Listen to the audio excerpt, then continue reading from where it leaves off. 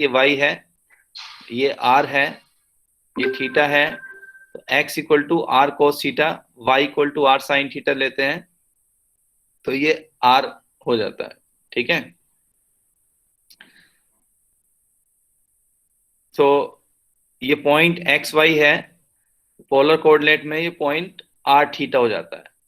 तो इसका बेनिफिट क्या होता है कि पोलर कोऑर्डिनेट से इसको हम सॉल्व करें, तो अगर मान लीजिए हमारे पास डबल इंटीग्रल इस तरह का है, x square plus y square equal to 1, ठीक है, ये इसका रीजन आर है। तो इसको अगर हम पोलर कोऑर्डिनेट में चेंज करते हैं तो यहाँ पर जैसे लिखा है कि आर थीटा, आर 0 to 1 के बीच में है और थीटा 0 से 2 पाई के बीच में है। तो इसको हम कैसे लेते हैं पोलर कोऑर्डिनेट में कि एक्स एक्सिस पर इस एंगल का क्या थीटा है, तो ये थीटा क्या है यहाँ पर 0 है, और पूरे सर्कुलर रीजन का जो थीटा होगा, फिर ये ऐसे यहाँ से लेकर के ऐसे मूव किया तो ये पूरा 2 पाई हो गया। और यहाँ पर जो रीजन है आर की वैल्यू यहाँ पर 0 है, और ये यहाँ पर, यहाँ ये क्या है यहाँ पर 1 है, तो 0 से 1 तक गया, तो इसकी लिमिट 0 to 1 है और 0 to 2 पाई है। इसी तरीके से एक और हम रीजन देखते हैं, ये इस तरह का रीजन है, रिंग शेप रीजन। तो इसमें जो नीचे वाला सर्कल है ये x square plus y square equal to 1 है, जिसकी रेडियस 1 है, और ये दूसरा जो सर्कल है इसकी रेडियस 2 है। ठीक है, तो ये अपर हाफ प्लेन पर बना है। तो अगर हम एक्स एक्सिस को दो पार्ट में डिवाइड करें तो ऐसे भी बोलते हैं कि ऊपर वाला अपर हाफ प्लेन है और नीचे वाला लोअर हाफ प्लेन है। तो अपर हाफ प्लेन पर ये रीजन बना है। ठीक है, तो इसमें जो थीटा की वैल्यू है एक्स एक्सिस पे स्टार्ट हुआ 0, 0 से, और ये फिर थीटा कहाँ तक मूव किया, पाई तक।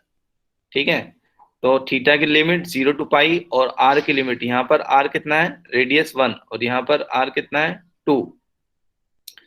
ठीक है, तो ये 1 से 2 गया। ओके, तो पोलर कोऑर्डिनेट में आर थीटा में हम चेंज करते हैं, आर की वैल्यू ए टू बी, यानी आर की वैल्यू कितनी है, रेडियस, और थीटा कितना यहां से कितना मूव कर रहा है। ओके, तो अब इसको हम आगे बताते हैं आपको। ये इसका ये कॉन्सेप्ट है कि जिस तरीके से, अब मान लीजिए हमारे पास ये रीजन आर है, तो ये एक्स एक्सिस से इसका हम एंगल देखते हैं, एक्स एक्सिस से एंगल कितना है, थीटा इक्वल टू अल्फा, और ये एंगल उस रीजन में कहां तक गया, थीटा इक्वल टू बीटा। तो अल्फा से बीटा थीटा की वैल्यू होती है, और ये देखिए यहां से ये region R equal to A है, और यहाँ पर ये region R equal to B है, तो आर की वैल्यू ए से बी तक लेते हैं। ठीक है, और इसको भी हम उसी तरह से रेक्टेंगुलर पार्ट में डिवाइड करके इसको इवेल्युएट करते हैं। तो इसको आप एक बार पढ़ लेना, अगर ये चीज समझ में नहीं आएगी तो फिर बताएंगे। वैसे आपको सिर्फ फॉर्मूला याद रखना है। फॉर्मूला क्या है कि if F is continuous on a polar rectangular region R given by R 0 less than a less than B, यानी आर की वैल्यू 0 से बड़ी है और ए और के बीच, ए और बी के बीच में है। इसी तरीके से थीटा की वैल्यू अल्फा और बीटा के बीच में है और 2 पाई से कम है, मतलब जो थीटा जो एंगल का डिफरेंस है, यानी कि जो एंगल है वो 0 से 2 पाई तक जाता है। तो double integral R F x y D A equal to alpha beta. Alpha beta मतलब ये आप थीटा की वैल्यू ले रहे हैं, alpha beta, theta alpha to beta, and A to B क्या है, आर की वैल्यू ले रहे हैं, और एक्स को रिप्लेस करते हैं आर कोस थीटा से, वाई को रिप्लेस करते हैं आर साइन थीटा से, और डी ए को रिप्लेस करते हैं आर डी थीटा से। तो यहाँ पर ये एक इंपॉर्टेंट चीज है याद रखने वाली कि इसको हम आर डी आर और डी थीटा से रिप्लेस करते हैं। क्यों करते हैं, क्योंकि ये जो रेडियल पार्ट है सेक्टर फॉर्म में है, तो इसका जो ये रेक्टेंगुलर पोर्शन होता है तो ये इसका डी आर है, और ये वाला पोर्शन क्या है, आर डी थीटा है, आर डी थीटा। तो r d theta into D R को जब मल्टीप्लाई करेंगे तब वो डी ए बनेगा। डी ए मतलब उसका एरिया, तो एरिया ऑफ रेक्टेंगुलर, यहाँ पे रेक्टेंगल सिंपल रेक्टेंगुलर नहीं है, क्या कर्व फॉर्म में है। तो कर्व फॉर्म में जो एक कर्व की जो वैल्यू होती है इसकी आर डी थीटा होती है, और ये आपका डी आर है। तो आर डी थीटा, इसको इस तरह से मल्टीप्लाई करते हैं। ठीक है, अब हम एक एग्जांपल देखते हैं। Evaluate double integral over region R 3x plus 4y square D A where R is the region in the upper half plane bounded by the circles x square plus y square equal to 1 and x square plus y square equal to 4। तो आपको ये evaluate करना है जिसमें R region क्या है, upper half plane bounded by the circles x square plus y square equal to 1 and x square plus y square equal to 4। तो x square, अभी अपर हाफ प्लेन में क्या है, दो सर्कल हैं, एक सर्कल ये है और एक सर्कल ये है। ये यही वाला फिगर है जो भी हमने ऊपर दिखाया था, यानी कि ये वाला फिगर अपर हाफ प्लेन वाला, ठीक है। ये इसमें क्या है, ये छोटा सर्किल क्या है, x square plus y square equal to 1 है और बड़ा वाला x square plus y square equal to 4 है। तो इसमें जो शेडेड पोर्शन है ये रीजन है अपर हाफ प्लेन पे, सिर्फ मतलब एक्स एक्सिस के ऊपर इसको लेना है, एक्स एक्सिस के नीचे नहीं लेना, इसलिए इसको ऊपर वाला ही पोर्शन दिखाया गया है, ठीक है। तो आप इसमें देख सकते हैं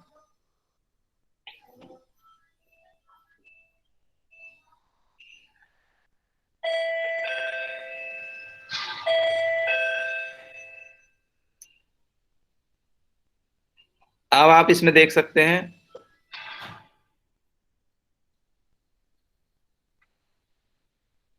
एक मिनट,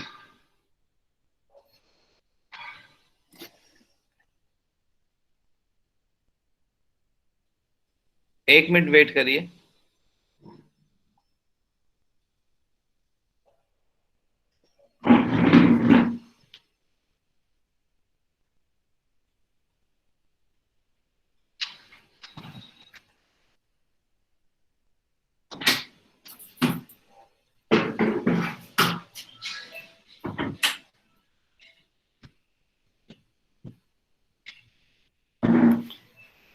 तो आप इसमें देख सकते हैं the region R can be described as x y, y greater than equal to 0 and x square plus y square equal to 1 to 4 के बीच में है।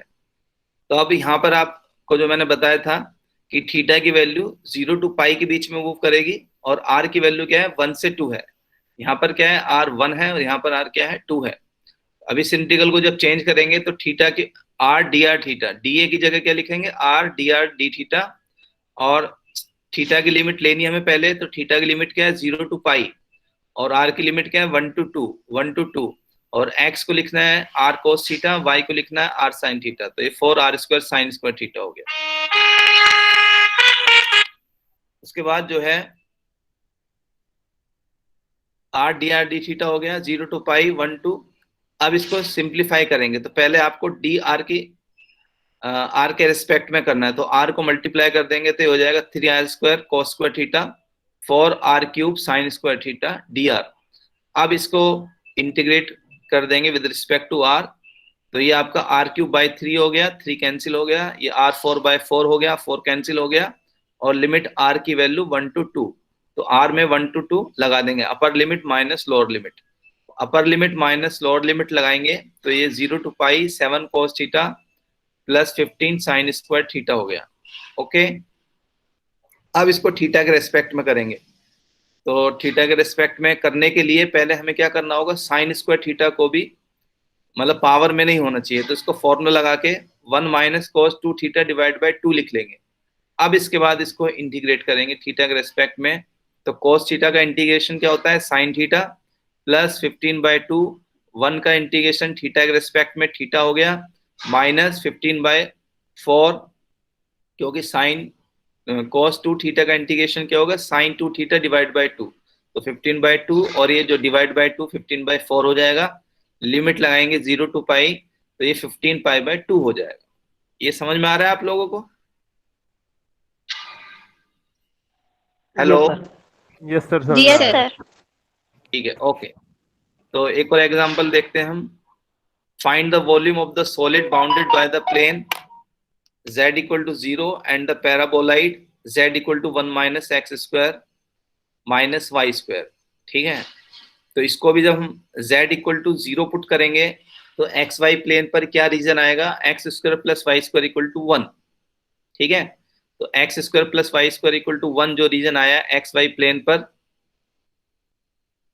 तो उसमें जो r है वो कहां से कहां तक मूव कर रहा है, r क्या करेगा, क्योंकि 0 से 1 तक मूव करेगा, ठीक है। और थीटा 0 से 2 पाई मूव करेगा, क्यों करेगा, क्योंकि ये सर्कुलर पोर्शन है। अभी मैं आपको बताता हूं, I will tell you just.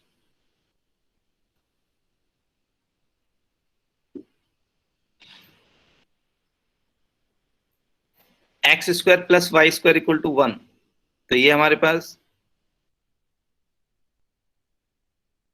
X square plus y square equal to 1, तो इसमें एक्स एक्सिस पर जो थीटा है वो क्या है, थीटा इक्वल टू 0। फिर ये एक्स एक्सिस से पूरा जो इसने एक राउंड लिया, तो उस केस में थीटा की वैल्यू क्या हो जाएगी, 2 पाई। ओके, तो थीटा 0 से 2 पाई मूव कर रहा है, एक्स एक्सिस पर 0 है, और उसके बाद जो पूरा सर्कुलर राउंड लिया उसमें 2 पाई हो गया। इसी तरीके से आर की वैल्यू, आर की वैल्यू सेंटर पर 0 है, और आर की जो वैल्यू कहां तक गई है, 1 तक, क्योंकि उसकी रेडियस क्या है, 1 है।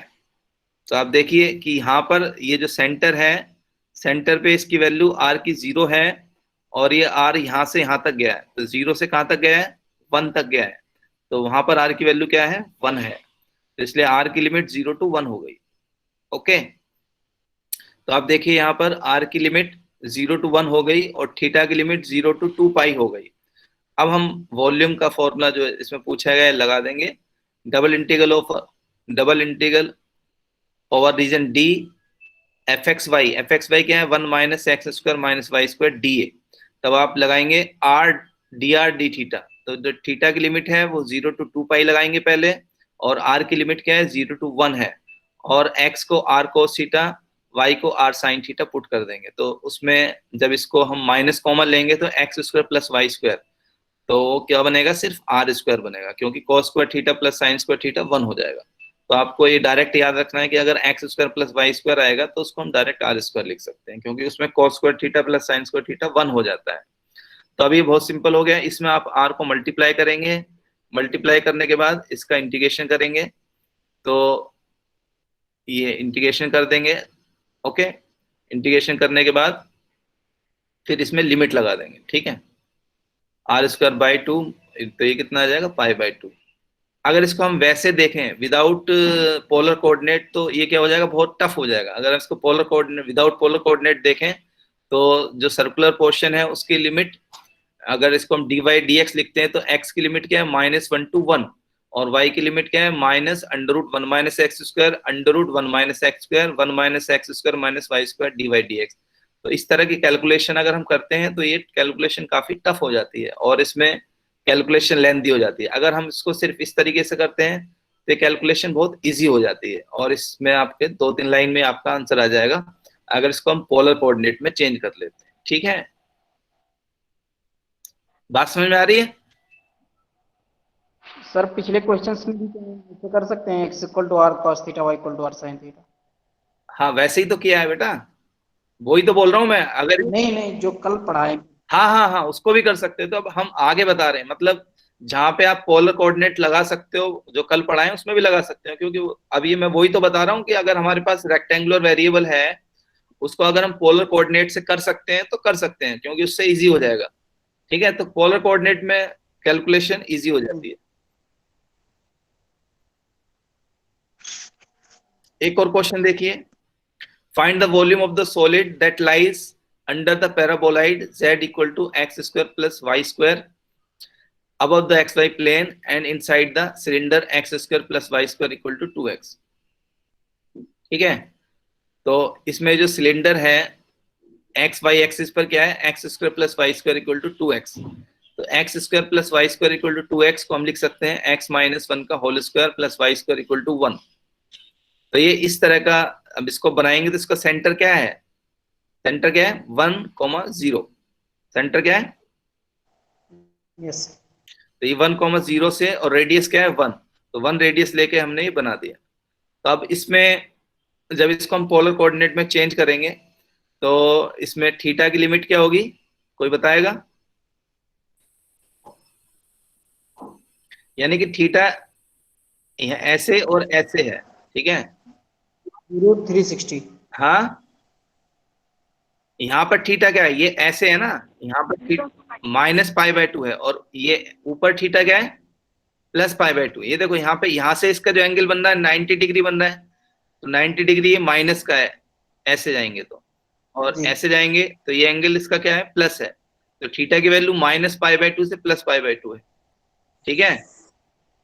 ओके, और इसकी वैल्यू क्या है, रीजन की वैल्यू क्या है, आर की वैल्यू यहाँ पर क्या है, ओरिजिन पे 0 है, और यहाँ पर आर की वैल्यू क्या है, 2 cos थीटा, क्योंकि जो x square plus y square equal to 2x है, उसको आप देखिए जरा।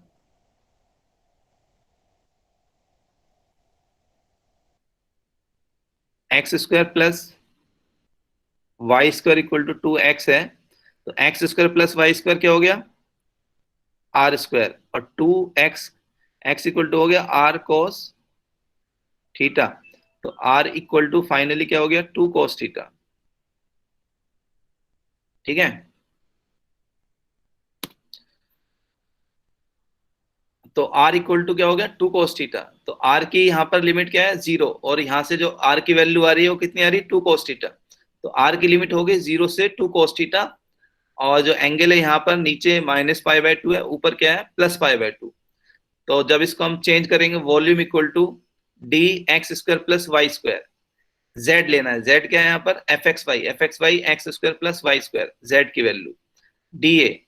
तो अब इसको हम आर डी ए को क्या लिखेंगे, r d r d theta, और ये value minus pi by two से plus pi by two, r की वैल्यू 0, और यहाँ से आर की वैल्यू 2 cos थीटा, और फिर इसको सिंप्लीफाई करेंगे तो इसका आंसर आ जाएगा। ठीक है, समझ में आ रहा है, कोई डाउट है इसमें?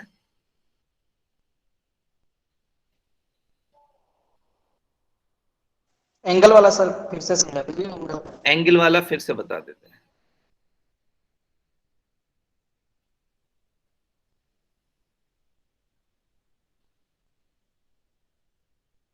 ये एंगल है,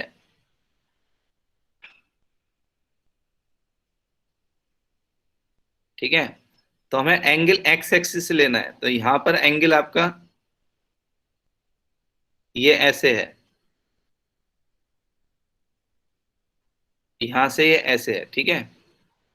तो ये एंगल,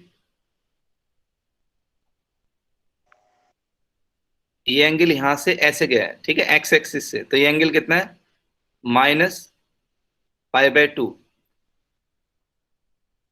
और यहां से ये ऐसे गया है, तो ये एंगल कितना है, plus pi by to. Okay, तो हमें एंगल एक्स एक्सिस से कर्व का लेना है, तो यहाँ पर ये क्लॉकवाइज है, क्लॉकवाइज, और यहाँ पर ये क्या है, ये डायरेक्शन एंटी क्लॉकवाइज है, एंटी। ठीक है। तो ये माइनस पाई बाय टू, यहाँ से एक्स एक्सिस से ऐसे यहाँ से यहाँ तक का एंगल कितना है, माइनस पाई बाय टू, और एक्स एक्सिस से यहाँ से यहाँ तक का एंगल कितना है, प्लस पाई बाय टू, ठीक है। एक और क्वेश्चन देखिए, evaluating a double polar integral, let R be the annual region lying between, annual मतलब ये रिंग शेप रीजन को एनुअल रीजन बोलते हैं। Let R be the ring shape region lying between the two circles, एक circle है x square plus y square equal to 1, एक circle है x square plus y square equal to 5। तो ये इस तरह का रीजन है, ठीक है। तो यहाँ पर आर की वैल्यू क्या है, यहाँ पर आर की वैल्यू क्या है, √5, यस सर। ठीक है, नहीं सॉरी, ये x square plus y square equal to 1 है, तो पहला 1 है, तो आर की वैल्यू क्या है, 1, और दूसरा सर्किल क्या है, x square plus y square equal to 5। तो यहाँ पर दूसरे पे आर की वैल्यू क्या है, √5, तो यहाँ से आर की वैल्यू 1 और यहाँ से 5, तो आर की वैल्यू 1 और 5 के बीच में हो गई, ठीक है। और यहाँ से आपका जो थीटा है 0 है, और जब ये पूरा सर्कुलर पार्ट मूव कर लिया तो कितना हो गया, 2 पाई। तो थीटा की वैल्यू 0 से लेकर के 2 पाई मूव कर रही, ठीक है। तो इवेल्युएट दिस इंटीग्रल, इस इंटीग्रल को हमें इवेल्युएट करना है, तो यहाँ से 0 to 2 पाई है, और 1 to √5 है। ओके, एक्स की value r cos theta, r square cos square theta हो गया, वाई की वैल्यू आर साइन थीटा हो गया, और डीए को हम क्या लिखते हैं, आर डी थीटा। आर को इसमें मल्टीप्लाई किया, r cube cos square theta, r square sine theta, d theta. और इसमें लिमिट लगा देंगे, पहले इंटीग्रल करेंगे विद रिस्पेक्ट टू r, तो r4/4 cos square theta as it is, r3/3 sin theta as it is, limit 1 to √5, तो r में upper limit √5 लगाएंगे माइनस लोअर लिमिट लगाएंगे, तो ये इस तरह से आ जाएगा। फिर इसको थीटा के रेस्पेक्ट में इंटीग्रेट करेंगे। जब थीटा के रेस्पेक्ट में इंटीग्रेट करेंगे तो एक चीज आपको देखनी है कि साइन कोस में पावर नहीं होना चाहिए, क्योंकि जब हम थीटा के रेस्पेक्ट में करते हैं तो साइन कोस में पावर नहीं होना चाहिए। अगर पावर है तो उसको पहले रिड्यूस करेंगे। जैसे cos स्क्वायर थीटा है तो इसको हम लिख लेंगे 2 cos square theta, 2 cos square theta को 1 + cos 2 थीटा लिखेंगे, और फिर इसको 3 से मल्टीप्लाई कर देंगे तो 3 + 3 cos 2 थीटा हो गया। अब यहाँ पर थीटा की पावर नहीं है तो इंटीग्रेट कर सकते हैं। 3 थीटा, 3 cos 2 थीटा को 3 sin 2 theta divide by 2 minus 5√5 minus 1 divide by 3 sine theta का इंटीग्रल माइनस cos थीटा, तो इसलिए पहले माइनस लगा दिया। फिर 0 to 2 पाई लिमिट इसमें लगाएंगे तो ये 6 पाई आ जाएगा। बात समझ में आ रही है? हेलो?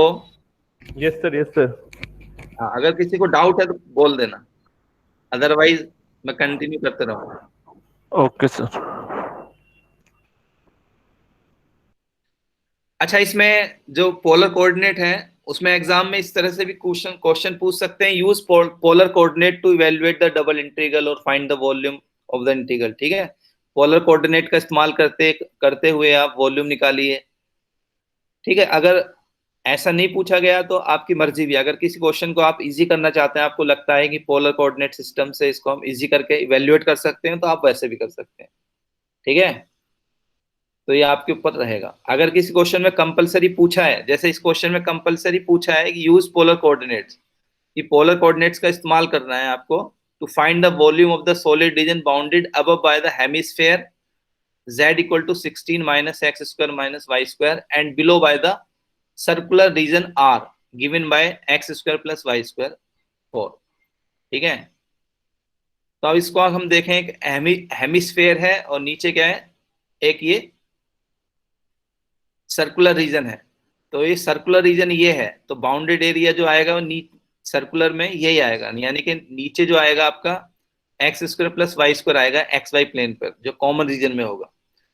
तो इसमें ये बता रहा है कि अगर हम इसके बाउंड्स देखें, x की लिमिट इस सर्कुलर पार्ट में अगर देखें x² + y² = 4, तो x की लिमिट क्या होगी, -2 से +2। ठीक है, और y की लिमिट ये होगी, इसने उल्टा निकाला है तो वैसा वैसा भी कर सकते हैं, उससे कुछ प्रॉब्लम नहीं है। और z हमारा 0 से लेकर के √16 - x² - y²। तो जब हम पोलर कोऑर्डिनेट में चेंज करेंगे तभी आपको बताया है कि r की वैल्यू क्या हो जाएगी, r की रेडियस 0 से, क्योंकि सर्कुलर है, तो अगर ये सर्कुलर है, again we can see that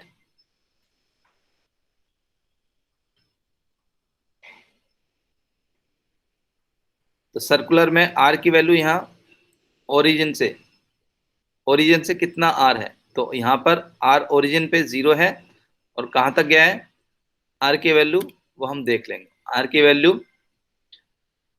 value 4, x² + y² = 4 है ये सर्किल। 2 है सर मैंने। ठीक है, तो r की वैल्यू 0 से 2 गया, क्योंकि x² + y² = 4 है, और थीटा x एक्सिस पे, क्योंकि पूरा राउंड ले रहा है तो x एक्सिस पे 0 है, और पूरा राउंड लेने के बाद थीटा कितना हो जाएगा, 2 पाई। ठीक है, तो इसको आप देख सकते हैं। तो fxy 16 - x² - y², तो इसमें अगर हम माइनस कॉमन ले लेंगे तो x² + y² r² हो जाएगा। ठीक है, और dA को क्या लिखते हैं, r dr d थीटा, क्योंकि उसका रेक्टेंगुलर फॉर्मूला क्या होता है, r dr d थीटा। और अब आपको बता दिया थीटा की लिमिट क्या है, 0 to 2 पाई, r की लिमिट क्या है, 0 to 2। अब यहाँ पर अब ये देखिए पोलर कोऑर्डिनेट के अंदर भी ये इस तरह का आ गया है, यानी कि 16 - r² × r। तो इसको हम कैसे इवेल्युएट करेंगे,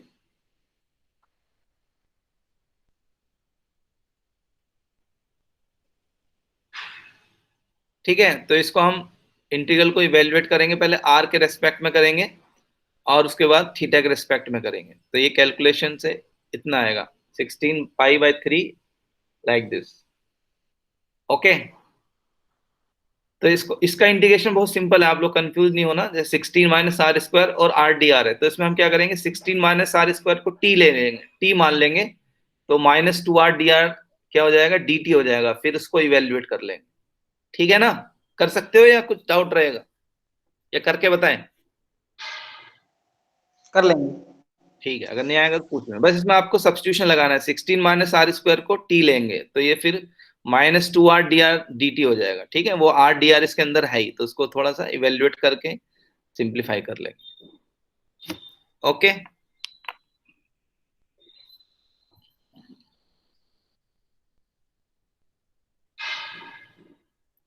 अब इसमें देखिए एक क्वेश्चन और है, use a double integral to find the area enclose by the graph. ये आपको ग्राफ दिया हुआ है, इसमें थीटा की वैल्यू भी बता रहा है। थीटा की वैल्यू यहाँ पर नीचे -π/6 है, क्योंकि ये एंगल इतना है, और ऊपर थीटा की वैल्यू π/6 है, ये इतना एंगल है, यानी 30 डिग्री 30 डिग्री।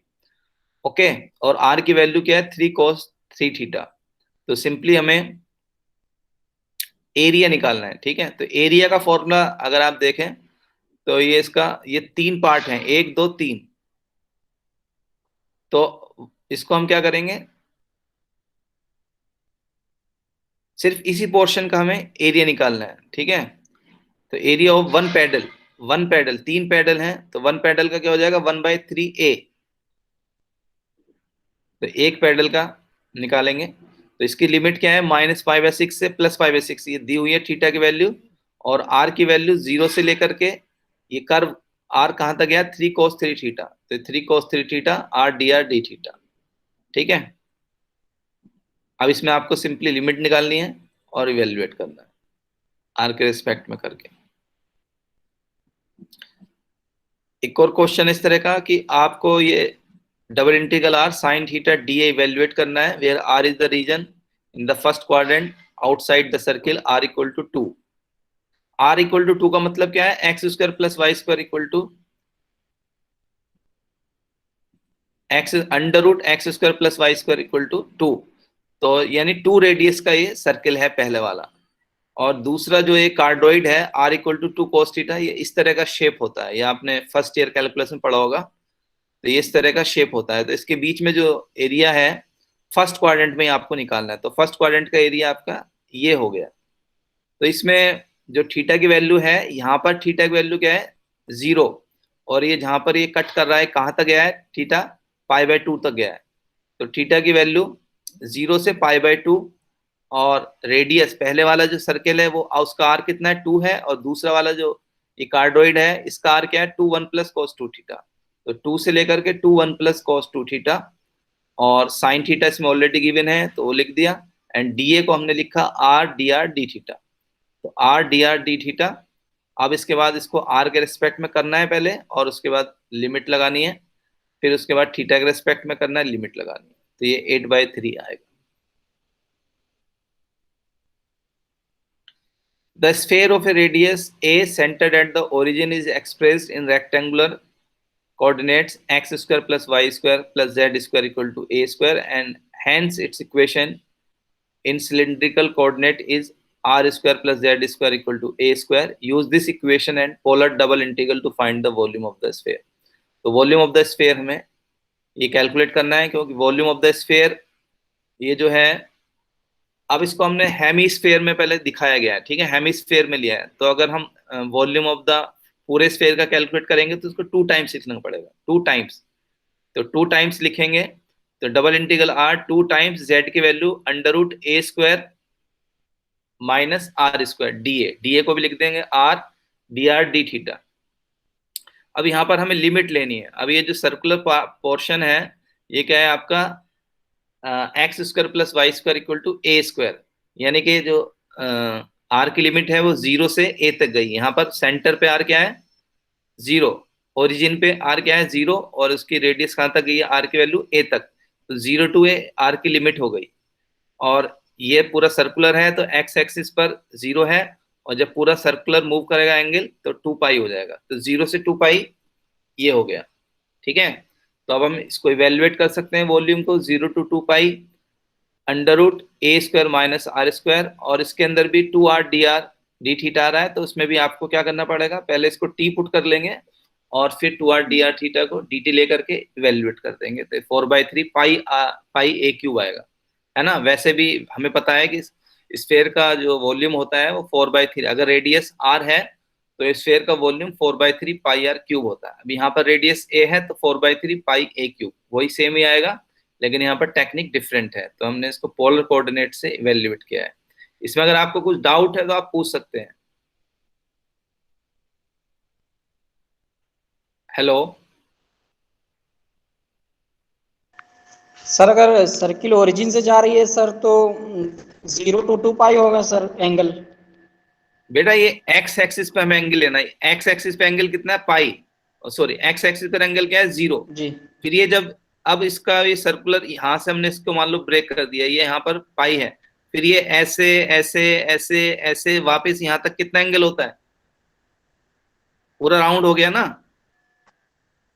अगर मान यस लो, सर। अगर हम फर्स्ट क्वाड्रेंट की बात करें तो एंगल 0 से लेकर के पाई/2 तक रहेगा, अगर सिर्फ फर्स्ट क्वाड्रेंट का हम पोर्शन देखें, क्योंकि यहां से 0 है और ये कहां तक है, पाई/2 तक। अगर मान लो हम सिर्फ यहां तक देखें सेकंड क्वाड्रेंट तक, तो यहाँ पर 0 है और फिर ये कहां तक गया, पाई/2 तक। थर्ड क्वाड्रेंट तक देखेंगे तो 3 पाई/2, अब पूरा देखेंगे तो कितना हो जाएगा, 2 पाई। ठीक है, और बताइए, और किसी को डाउट है कुछ।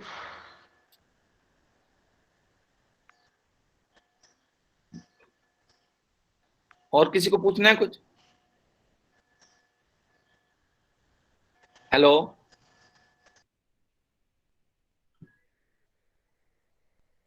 हेलो। No doubt.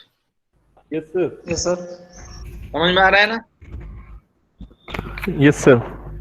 अब एक और क्वेश्चन देखिए, use polar coordinate to evaluate -1 to +1 0 √1 - x² x² + y² की पावर 3/2 dy/dx। तो अगर आपसे यूज पोलर कोऑर्डिनेट पूछा जाता है तो यू आर, ठीक है, कंपेल और फोर्सफुली टू इवेल्युएट दिस। अगर आपसे पूछा जाता है तो फिर आपको पोलर कोऑर्डिनेट से करना है। अगर पोलर पोलर कोऑर्डिनेट से पूछा जाता है और आपने फिर अपनी मर्जी, मतलब डायरेक्ट कर दिया ऐसे ही, तो फिर 0 नंबर मिलेंगे, ठीक है। अगर पोलर कोऑर्डिनेट से पूछा जाता है और आपने रेक्टेंगुलर कोऑर्डिनेट से कर दिया, यानी जो रेक्टेंगुलर फॉर्म में दिख रहा है, तो क्या मिलेगा, 0 मार्क्स। हाँ, अगर पोलर कोऑर्डिनेट से पूछा गया है तो आपको पोलर कोऑर्डिनेट से करना है। लेकिन अगर आपको रेक्टेंगुलर का क्वेश्चन दिया गया है और आप खुद अपनी मर्जी से उसको पोलर कोऑर्डिनेट से कर रहे हैं, तो भी आपको पूरे मार्क्स मिलेंगे। रेक्टेंगुलर से कर रहे हैं तब भी पूरे मिलेंगे। लेकिन पोलर कोऑर्डिनेट से पूछा गया है, जब आप उसको फिर अपने रेक्टेंगुलर से कर रहे हैं तो 0 मिलेगा। अब यहाँ पर इसको पोलर कोऑर्डिनेट में करना है तो सबसे पहले हमें यह पता होना चाहिए कि इसकी लिमिट क्या है। तो ये dx है, तो dx का मतलब ये बाहर वाली लिमिट किसकी है, एक्स एक्सिस पर है, -1 to 1। पहले आप ग्राफ बनाओगे ना पोलर कोऑर्डिनेट पे आने के लिए, पहले आपको ग्राफ पता होना चाहिए ना, तभी तो आप लिमिट लोगे r थीटा में। नहीं, बात समझ रहे हैं आप हमारी। तो हम पहले इसका ग्राफ बनाएंगे, तो ये क्या है, dy/dx। तो जब dy/dx होता है तो dx जो लिमिट होती है पहली वाली, वो x एक्सिस पर होती है, तो -1 to 1 हमने ले लिया। और दूसरी लिमिट जो होती है वो y एक्सिस पर होती है, तो y एक्सिस पर यहाँ पर क्या है, y = 0, तो y = 0 मतलब ये x एक्सिस। और दूसरी y की लिमिट क्या है, y = √1 - x²। ठीक है, तो y की दो लिमिट है, इसमें हम आपको बता देते हैं। y की दो लिमिट है, एक y = 0 है और एक y = √1 - x² है। तो y = √1 - x² का मतलब क्या हो गया, x² + y² = 1। ओके, मतलब इस तरह का एक सर्किल है। लेकिन अंडर रूट, यानी अंडर रूट इस पे लगा हुआ है, अंडर रूट, तो मतलब हमें ऊपर का ही पोर्शन लेना है, तो ये ऊपर का ही पोर्शन लेना है, ऊपर का सिर्फ पोर्शन लेना है। तो ये -1 है, ये +1 है, और ये आपका यहां पर ये y = √1 - x² है, और ये y = 0 है। ठीक है, बात समझ में आ रही है? तो जब इसको हम बनाएंगे तो इस तरह का ये फिगर बनेगा, -1 to 1, और ये आपका बन गया। तो अब इस पर देखिए आप, जब इसको हम चेंज करेंगे इन पोलर कोऑर्डिनेट, तो r x square plus y square 3/2 d A को आप लिख देंगे r d r d theta, x square plus y square को आर स्क्वायर लिख देंगे, तो आर स्क्वायर लिखेंगे तो 2 कैंसिल हो जाएगा, आर क्यूब हो जाएगा, तो ये आर क्यूब और इंटू आर हो जाएगा। अब हमने डी थीटा लिखा है यहाँ पर, तो थीटा की लिमिट क्या है यहाँ पर, थीटा की लिमिट क्या है, क्योंकि ये सेमी सर्किल है, तो 0 से पाई, 0 से पाई, और आर की लिमिट क्या है यहाँ पर, यहाँ पर क्या है, आर 0 है, और यहाँ पर आर कितना गया है, 1 गया है, 1 तक गया है, रेडियस क्या है उसकी 1, जैसे मैंने अभी आपको इसमें दिखाया है। तो ये आर कहाँ तक गया है, 1 तक गया है, ठीक है, इसकी रेडियस क्या है, ये 1, तो आर की वैल्यू क्या है 1, तो ये 1 तक गया है। ओके, तो 1 तक गया है तो 1 तक लगा देंगे, 0 to 1। अब ये आपका 0 to पाई 1/5 डी थीटा पाई/3 हो गया। समझ में आ रहा है आप लोगों को?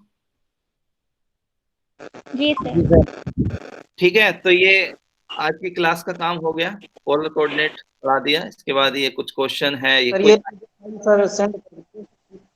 ये मैंने रात में ही सेंड कर दिया था, आप लोगों ने देखा होगा अगर तो, जिन बच्चों ने देखा होगा, मैंने रात में ये क्लास पहले ही सेंड कर दिया था ये, ठीक है। जी सर। तो मैं आजकल पहले ही सेंड कर दे रहा हूँ, उसके बाद क्लास ले रहा हूँ, तो आगे आप लोग भी उसमें थोड़ा देख लो कुछ। Okay sir. Okay sir. हाँ, तो आज की क्लास यहीं पे खत्म होती है इंशाल्लाह। कल